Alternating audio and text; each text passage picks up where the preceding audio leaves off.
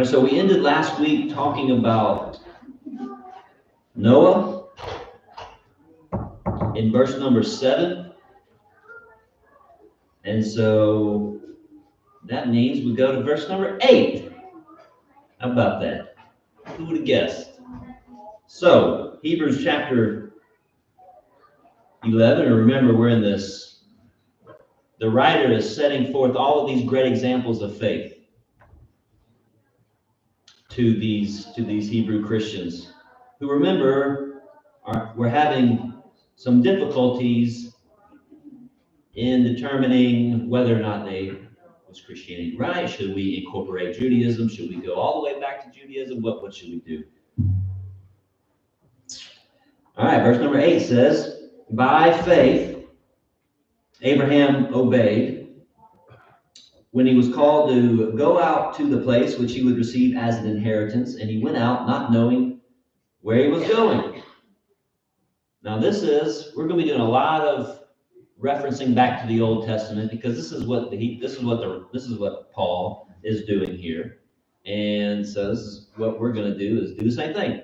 So this is referencing Genesis chapter 12 and verse number 1, where it says, now the Lord had said to Abraham, get out of your country, from your family, and from your father's house, to a land that I will show you. And so that's what is being referenced there in verse number 8.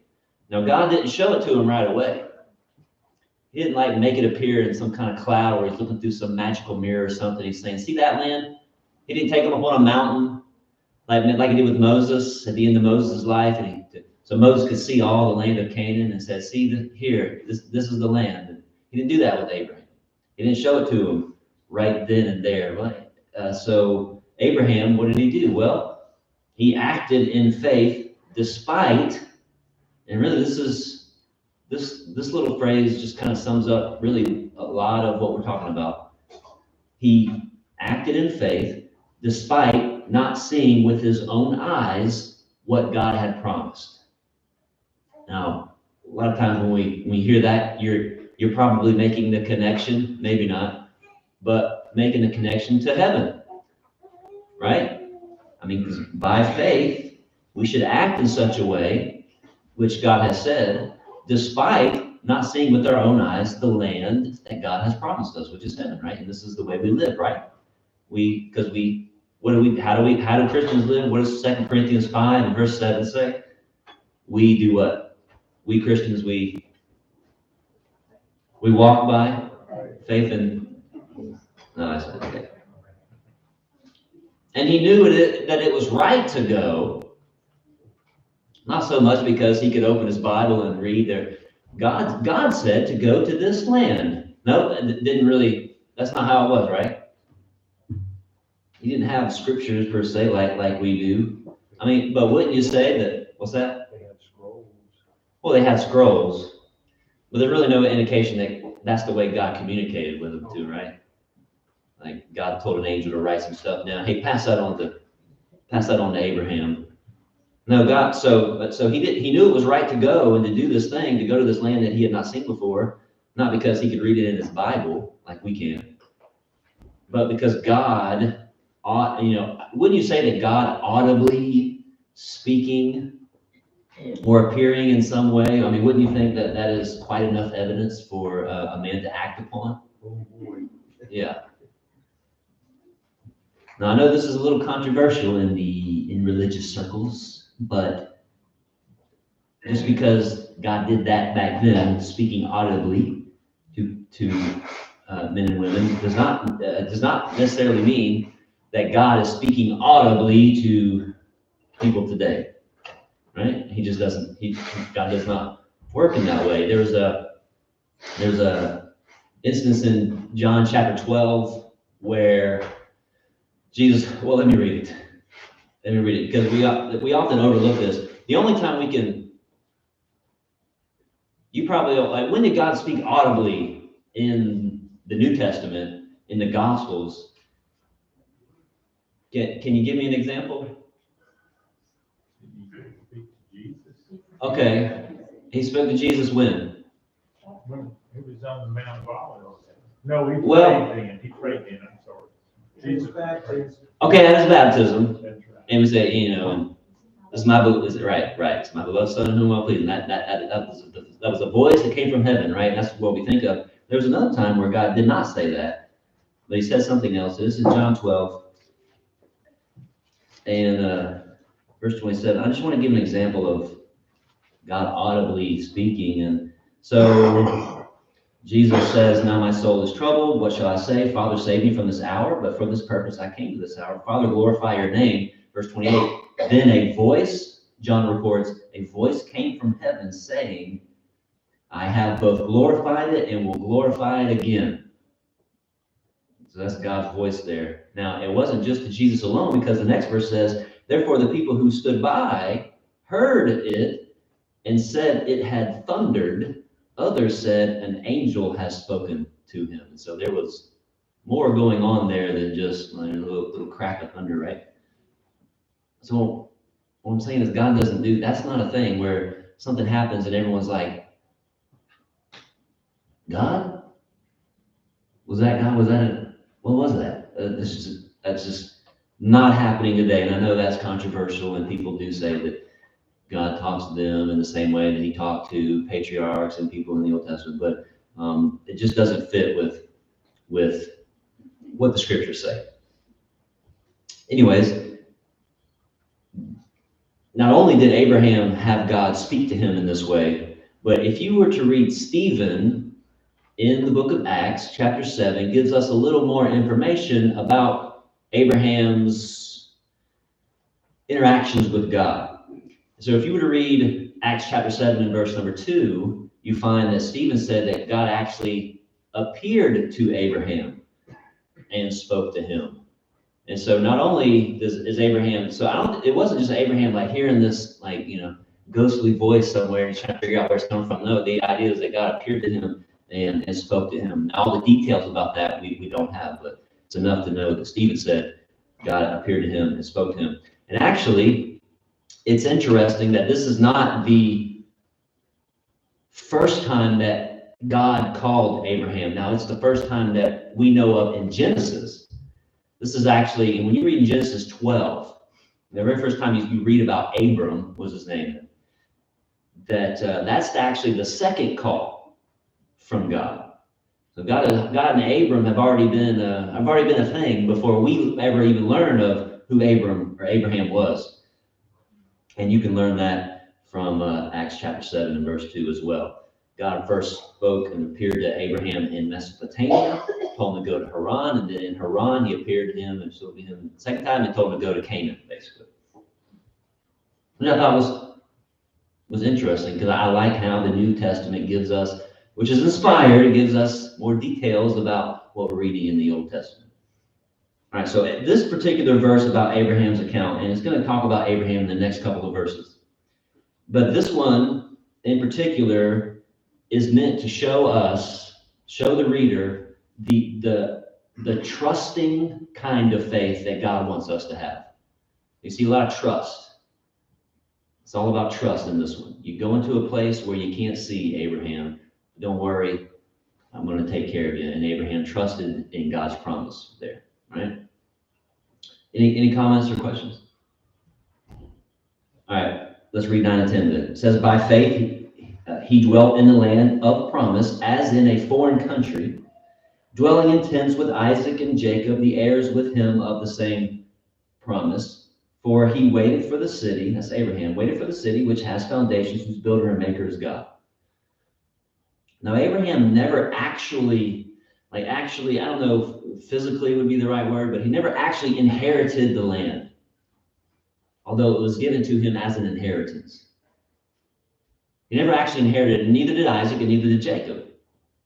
Because again, if you go to Acts 7 and you read verse 5, it says, and God gave him, Abraham, no inheritance in it, not even enough to set his foot on. But even when Abraham had no child, he promised it to him. He promised that land to him for possession and to his descendants after him. So he never actually owned the land as his. He never got actually the promised land. Now, Abraham did end up buying a cave there, and he bought a field so he could be buried in. He could be buried in the cave. Sarah, his wife, his first wife, was buried there. But that's it. That's not really an inheritance. That land promise, that promise of that land was meant for all of Israel. It was meant to be fulfilled by all of Israel. And that happened when Joshua took the people in to the promised land. And it did happen. You know what? Have you ever talked to someone about the land promise being fulfilled? And that's one reason why some would say that, no, Christ is going to have to come back and establish his physical kingdom so that physical Israel, the Israelites will gain all of the land that was once promised to them, because they never got all the land. Have you ever heard a thing like that? Okay, I heard it. Okay. Yeah, so, and that's, and you say, they didn't get all the land, so that means there's some unfulfilled Old Testament prophecies. And that must mean they're going to be fulfilled in the future, and that must mean there's a lot of physical things going on when Jesus Christ comes back, when it's just not the case. And I'm not just going to say that and just leave it there, of course. But one verse you should know is in Joshua chapter 21.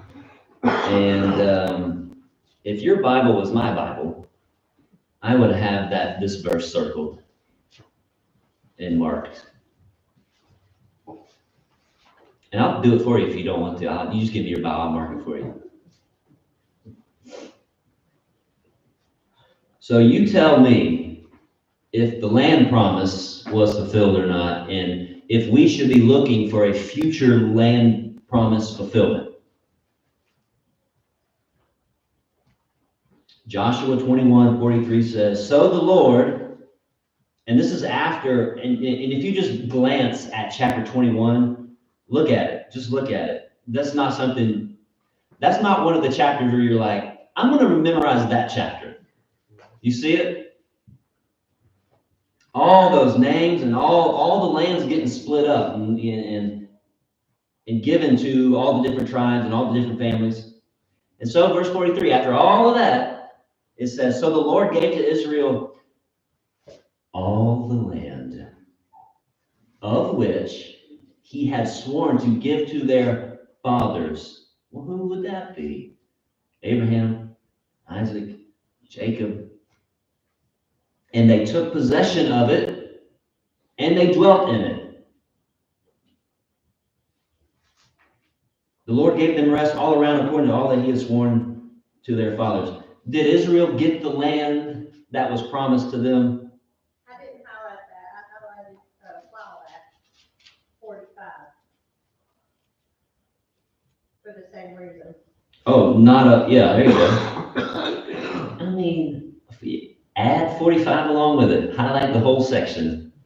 What does 45 say? Not a word failed. Not a word failed of any good thing which the Lord had spoken to the house of Israel. All came to pass with the land promise.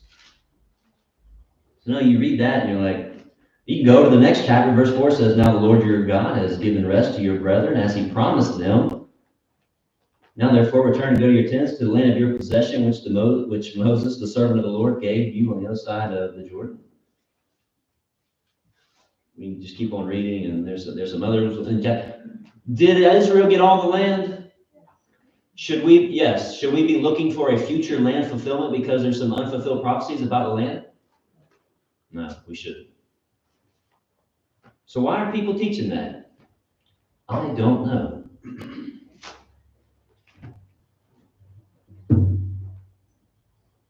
I guess people can teach it if they want to. I just wish more people would stop believing it. Private interpretation. Yeah. So Abraham, back to Abraham. So the land promise was meant not just for Abraham. God says, it's all for you, Abraham. No, it's for all of Israel. God was looking way, much further in the time. Now, Abraham had no problem living as a nomad. He didn't care. He didn't mind living in tents because the text says, verse 10, he was waiting for a city which has foundations, whose builder and maker is God. He's waiting for that heavenly city to dwell in, which God had promised him. Right? So this is spiritual, right? The city which has whose builder and maker is God. So Abraham knew about a heaven, right? A city of some sort, a heavenly place in heaven, a dwelling place, an eternal dwelling place in heaven. That's implied, right? That Abraham knew about this thing. Now, when you read through the Old Testament, let me ask you this. What book do we find, or which book and chapter do we find God talking to Abraham about heaven specifically? Where is it? You don't. It's not there. You don't have a record of God saying, now Abraham, here is heaven, and here is what it's going to be like. And you don't have that. So, as you read through some more of the Old Testament, a lot of the Old Testament, you're going to see that, it must be that the Old Testament patriarchs, the Old Testament folks, didn't really know much about heaven at all, about the afterlife at all. And we reason that way because, it's not written down here. But they obviously, when you read verse 10, and if you look a little bit ahead there, 17. And you're looking at 13, 14, 15, and 16, it's obvious that not only Abraham, but others had some knowledge, I would say plenty of knowledge about the afterlife, about eternity, about heaven, or whatever you want to say. Right? And so it's right to say that God gave the Old Testament people, I don't have a better term for the Old Testament people. God gave the people in the Old Testament more revelation about things, one of them being heaven, than we know about. Right? It just wasn't recorded for us to know because we didn't need it. We didn't need to know that particular conversation, right?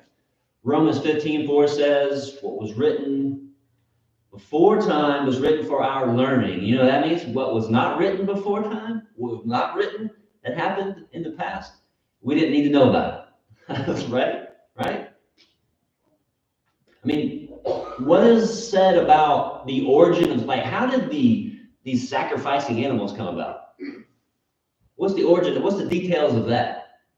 Well, we don't know, because all of a sudden we're reading into Genesis 4, and boom, there's a Cain and Abel making sacrifices. Now, all of a sudden, just popped on the scene, right? Well, obviously, we know more happened than just that. Like, all of a sudden, they just had this idea to do sacrifice, right?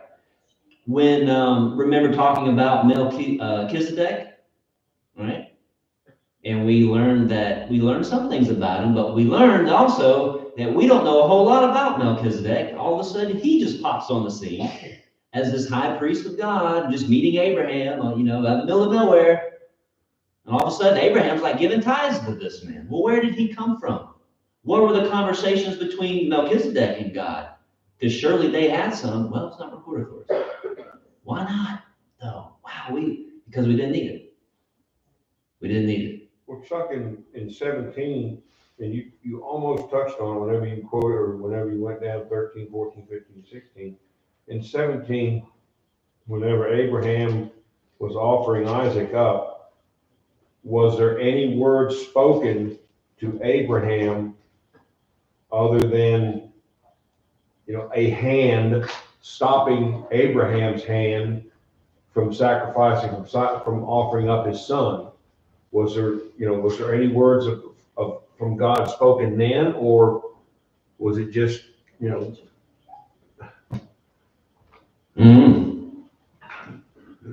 I don't know. Danny's gonna preach on that next time he gets up here. I don't know. Could be. Is it possible? Yeah. Just what we have. If there was, it didn't really pertain to our faith and to our understanding of what was going on there, right? So we in chapter 11, in these verses, we get this look into the desires of the people in the Old Testament, right? And those desires of a better place had to have didn't come from their imagination.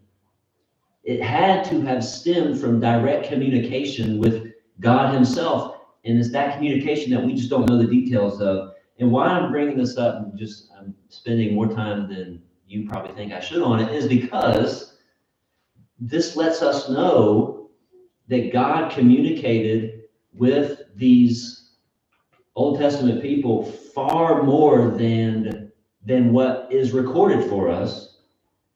And I think what that does is kind of open up our view of who God is, especially what you might call the God of the Old Testament.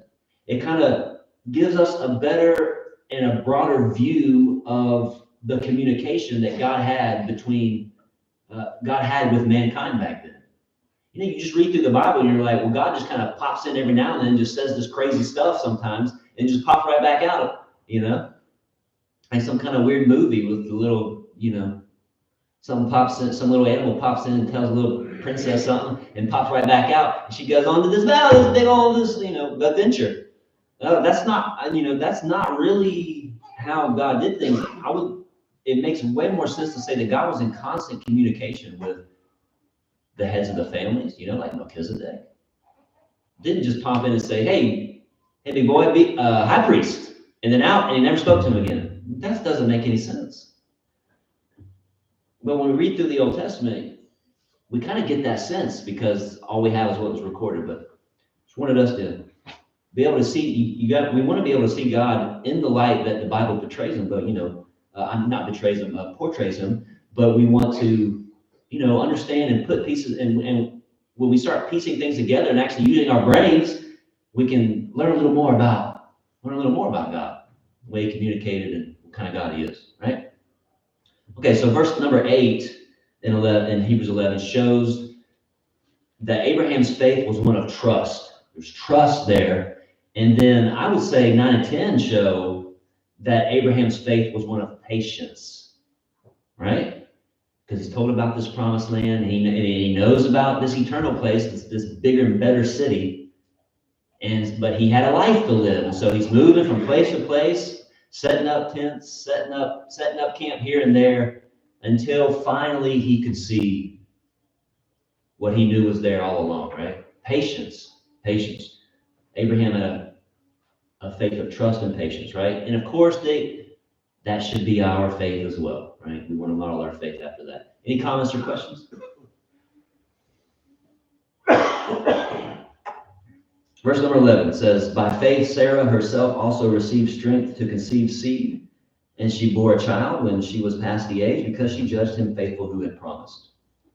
All right, so here's the first woman on the list, Sarah. Now, if you might remember reading about Sarah in Genesis chapter 18, this is where this is a reference to. And she was kind of skeptical at first, right? And they were told they were going to have a child, and what did she do? She laughed. Yeah.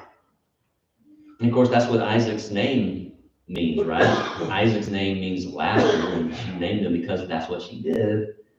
And so think about this. Here she is listed in this, she's in this great list of very faithful people. I mean, amazing, great faith, right? But we have an account where she's told by God a promise was made to her by God, and she laughed at it. Saying, there's no way that. I mean, I'm paraphrasing, she didn't say it. There's no way that's going to happen, God. But she laughed because she thought there was no way. Because I'm too old to do this. So how do you, in your head, reconcile that? Why is she even in here? She laughed at the promise of God. So why is she being praised for her great faith? Why do you think? We've got 11 minutes for you to answer. I think in 8 you're gonna tell us. What's that? I think in 8 you're gonna tell us. In 8 minutes, I'll tell you. Wrong. In spite of the fact that she laughed at God for what he said, she followed it through. And she achieved the goal, the mission. Okay, so, all right, so you're saying that over time her faith grew. I Is that what suppose you're it did. It's like, when Abraham was told to take Isaac and sacrifice him, Abraham knew right then, he don't expect this of me, but I'm gonna follow it through, and that's why he was faithful. Hmm. And so, Sarah did the same thing in a different way. Okay.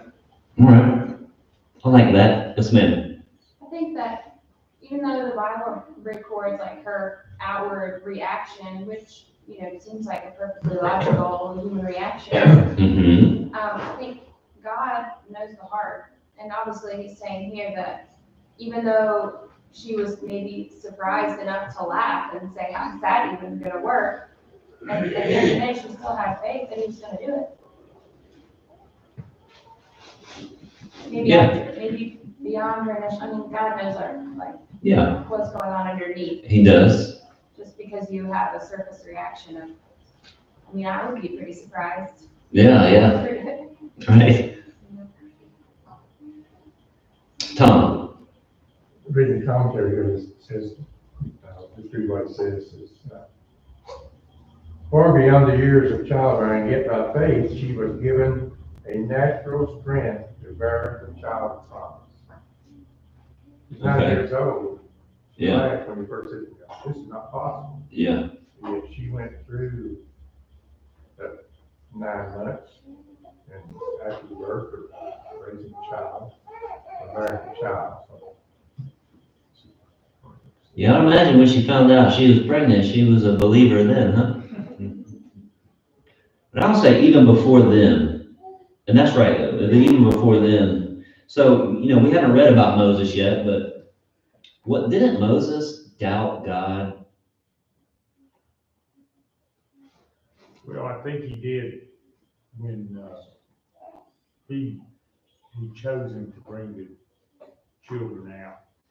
He did. I think he had a doubt that he couldn't speak to Pharaoh. He couldn't do the things that need to be done. He didn't doubt God. He doubted himself. Let's put it that way. Mm-hmm. Am I right? So he did. He did doubt God. Exodus 3 and 4. That God chose the wrong guy. Moses said, you're choosing me. I can't do all these things. You better get somebody. Basically, you better get somebody else. I can't speak fluently. Right. He thought he couldn't speak right. And God said, don't worry. I'll send Aaron, your brother, to do it. Even Abraham. Abraham lied about being married to Sarah. And when we do that out of fear, that shows a lack of trust in God, even if it is momentary. A lack of trust that God's going to take care of him. But he's here, and Moses is there, and none of these people that we're going to read about further were perfect. Noah, drunk coming off the boat after he got off the boat. So I don't think it's wrong at all. That doesn't, skeptics love this because, there's a problem here. But Sarah's temporary lack of faith obviously faded and grew into a faith that, yes, God's promise, this is going to be fulfilled and this is going to happen. And it became stronger and stronger, and the text says she received strength to conceive. Easy, right? And y'all are hitting all over it. So our definition of faith, we go back up to verse number 1. What is it? Things not seen, right? It's the evidence of things not seen. Well, what did Sarah not see? Well, you know, she had this faith in God's promise, but she didn't see this particular thing. And the thing that she didn't see was a 90-year-old woman giving birth by natural means. No way that's going to happen. I mean, you have to think one of the reasons why she laughs because she has never in her entire life seen or even heard of a woman that old giving birth. And she won't after that either. But by her faith, based upon evidence of things not seen, she conceived. Okay. Any more comments about her? Number 12. Therefore, from one man, and him as good as dead, were born as many as the stars of the sky, a multitude innumerable as the sand which is by the seashore. Who's the one man there? Is that Abraham or Isaac? Abraham. You know, how do you know that? Did he not tell Abraham that he would be the father of many nations? Yeah, yeah. And did he not say that something about the sand of the sea? Yeah, he did. He did. I can't remember exactly where it is. Kind of like Sarah was 90 years old, Abraham was 100 years old. Well, how do you explain the good as dead part? He was 100 years Let me old. just make, so what, He didn't have a children. Man didn't have children, 100 years old. so he's good as dead. So you're saying that had to do with his reproductive capabilities? No, I think it had to do with his age. You know, he's so old that he could just croak. Oh, And, how dare you talk about Tom that way?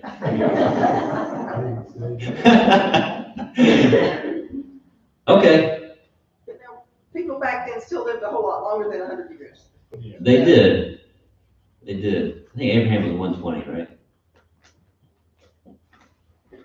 So it couldn't have been as talking about him as good as dead. But can you see how some would think it might be Isaac?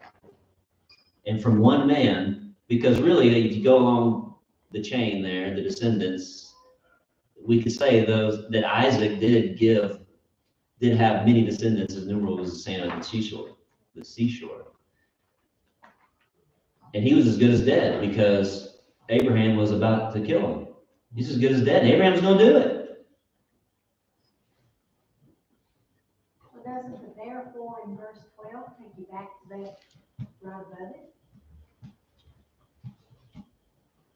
Does it take us back to Like, the child in verse 11 or? No, the verse 11, Oh. because of the faith, and Sarah Conceiving a seed. child, Okay. therefore. From Abraham? And him as good as dead, him as old as could get. Okay. Yeah, Well, Colleen? There's a link to, a reference to Romans 4:19. Okay. Which says essentially the same thing there, but it says now as good as dead since he was about 100 years old. It said he was as good as dead, Romans 4:19. Since he was about 100 years old. Since he was about 100 years old. Okay. Yeah, so he was up in age, right? Isaac was born to Abraham about 100, at 100 years old. Not about, he was. Well, Genesis 21:5 said he was 100.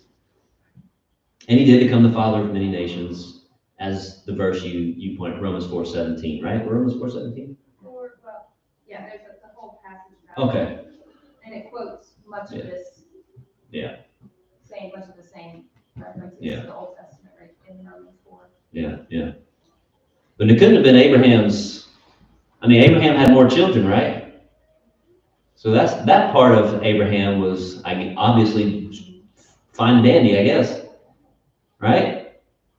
Because he had children. Not only did he have Ishmael before Isaac, after Isaac, he has at least six more sons that we know of. with a second wife. It wasn't 90 years old. Huh? It wasn't 90 years old. No, he was probably actually like in his past 100. Her. Oh, The second she. wife was not 90 years old. Oh, well, how you know? It's a good educated guess, right? Yeah. Yeah, you're probably right. Okay. I was just checking on y'all, so you can pay attention, that's all. We're gonna stop there. 13 through 16 is kind of like a little pause between the lists. And it's gonna pick back up with Abraham again in verse 17. So, but we'll start from verse 13 next time we meet. Thanks, everybody.